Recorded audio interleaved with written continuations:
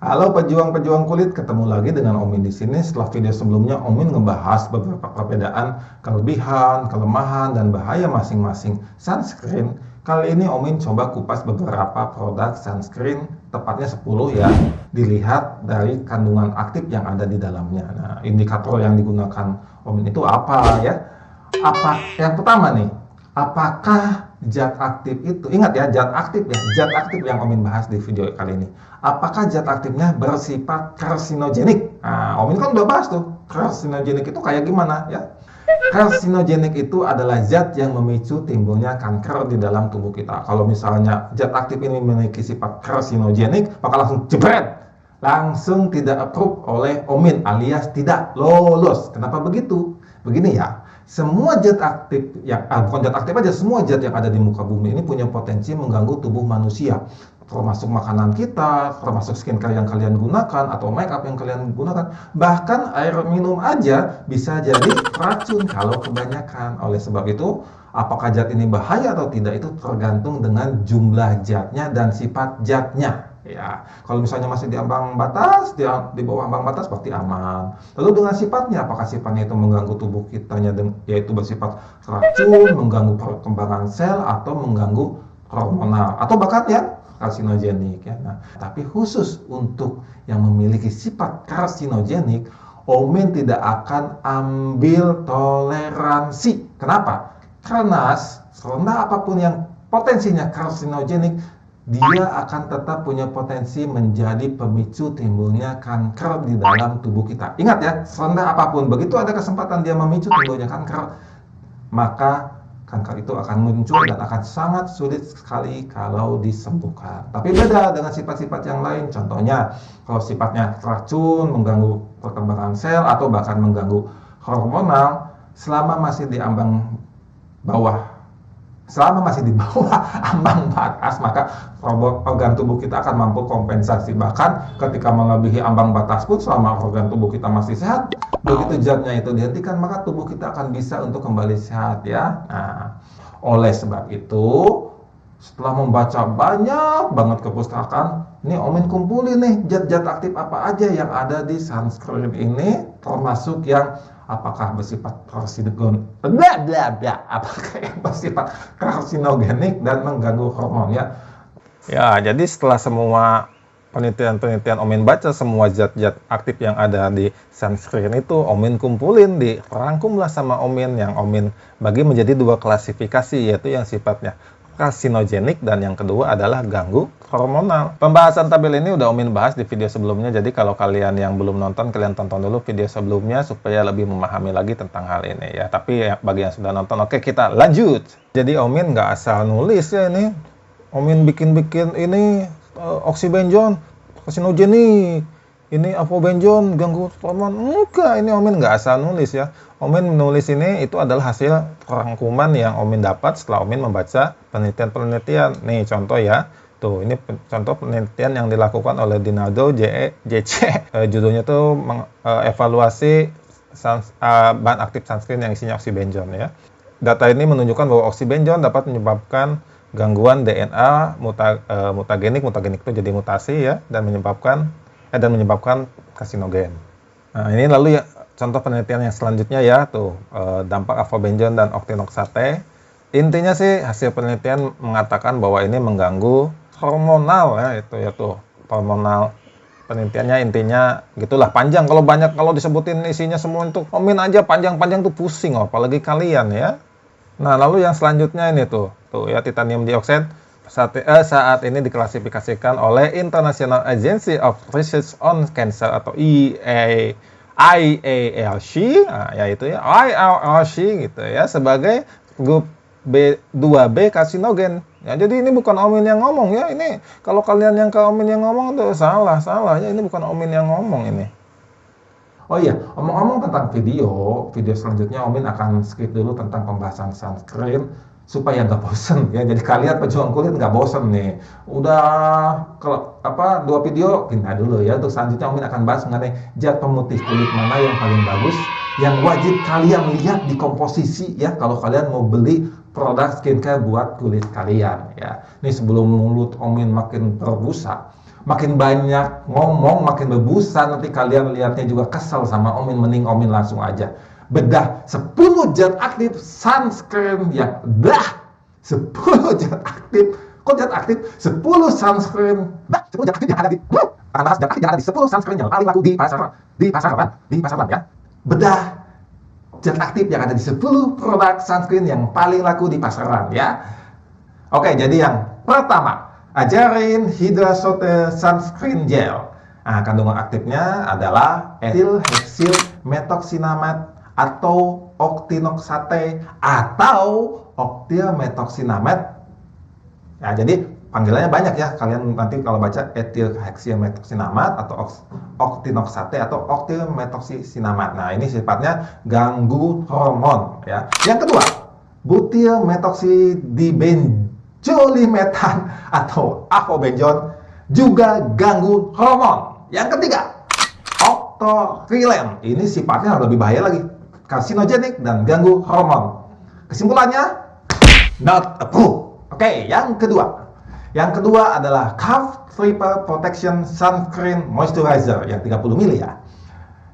Pertama, zat aktifnya adalah etil heksil metoksinamate atau octinoxate atau octylmetoksinamate, sama ya kayak yang tadi ya, ganggu hormon. Yang kedua, dietilamin hidroksibenzoil heksilbenzoat. Nah, ini Omin belum dapat kepustakannya nih, apakah ini mengganggu hormonal atau karsinogenik. Jadi belum ada ya, sampai saat ini masih dikatakan aman. Kesimpulannya so. Jadi kalian boleh pakai, boleh enggak, tergantung kalian, tapi tidak boleh tetap untuk anak kecil, ibu hamil, dan ibu menyusui. Jadi up to you, kecuali anak kecil, ibu hamil, dan ibu menyusui. Omin nggak ngajukan. Yang ketiga, White Lab UV Shield Tongue Sunscreen Gel SPF 50++ PA++++ ya. Isinya butyl methoxydibenzoyl atau avobenjon, ganggu hormon. Yang kedua, etil heksimetoxycinamate atau octinoxate atau octylmetoksinamate juga ganggu hormon. Yang bahan ketiga, phenylbenzimidazole sulfonic acid, ganggu hormonal. Yang keempat, octocrylene, karsinogenik dan ganggu hormon. Not approved. Nah, yang keempat adalah Wardah UV Shield Essential Sunscreen Gel SPF 30 PA+++. Kandungannya adalah etil heksil metoksinamate atau octinoxate atau octylmetoksinamate, ganggu hormonal. Yang kedua, 4-metilbenzylidene camphor atau enzasamine, itu ganggu hormon. Bahan yang ketiga adalah butyl methoxydibenzoyl atau avobenjon ya, itu juga ganggu hormonal. Kesimpulannya adalah so. Gimana kalian mau pakainya ya? Mau kalian anggap aman boleh, kalian anggap bahaya juga jangan dipakai. Tapi tetap anak kecil, ibu hamil, ibu menyusui jangan menggunakan. Yang kelima, Biore UV Athleism Skin Protect Essence SPF 50+ PA+++. Isinya etil heksilmetoksinamate atau octinoxate atau octylmetoksinamate, sama ganggu hormon. Yang kedua, etil heksil triazon. Nah, ini sampai saat ini belum banyak data, dikatakan masih aman ya. Dietilamin yang ketiga, dietilamino hidroksibenzoil heksilbenzoat, sampai saat ini pun belum ada kepustakaan yang menyatakan karsinogenik atau ganggu hormonal. Sampai saat ini masih aman. Kesimpulannya, karena ada sifatnya yang mengganggu hormonal, jadi jawabannya so. Yang keenam, Triple UV Elixir Sunscreen Gel. Ini gel SPF 50+ PA++++. Yang ke-1, etil heksilmetoksinamate atau octinoxate atau octylmetoksinamate yang ganggu hormonal. Ini kayaknya semuanya ada isi ininya deh. Lalu yang kedua, dietilamino hidroksibenzoil heksilbenzoat. Sampai saat ini belum ada kepustakaan yang Omin temukan mengatakan ini sifatnya karsinogenik atau ganggu hormonal. Sampai saat ini aman. Octocrylene, karsinogenik dan ganggu hormonal. Juga mengandung titanium dioksida, karsinogenik dan juga ganggu hormonal. Ini jelas tidak approved, not approved. Oke, yang ketujuh. Yang ketujuh adalah Emina Sun Protection SPF 30 PA+++. Isi kandungan aktifnya adalah etil heksilmetoksinamate atau octinoxate atau octylmetoksinamate, ganggu hormonal. Yang kedua isinya adalah dietilamino hidroksibenzoyl benjoil, heksil benjoat. Ini belum ada kepustakaan yang dapat Omin temukan yang memiliki sifat karsinogenik maupun ganggu hormonal. Sampai saat ini aman. Kesimpulannya masih so-so. Kalian boleh pakai atau tidak. Aduh, ngesang ya teh, sesah. Aduh, nah gitu ya. Aduh, Omin sampai kesangan. Yang ke-8, ini yang ke-8 adalah Something Holisil Sunscreen Comfort Corrector Serum ya, ini yang SPF 50 plus, PA plus. Isinya zinc oxide, aman. Sayangnya ada titanium dioxide, mengandung bersifat karsinogenik dan ganggu hormon. Sayang banget padahal ada zinc oxide-nya. Kenapa nggak zinc oxide aja? Jadinya not approved, tidak lolos. Yang ke-9 NQ Sikabit The Sun SPF 50 PA plus. Isinya adalah dietilamino hidroksibenzoil heksil benzoat. Sampai saat ini Omin belum temukan bahaya karsinogenik dan gangguan hormonal zat ini. Jadi sampai saat ini aman. Bahan yang kedua, bisetil heksil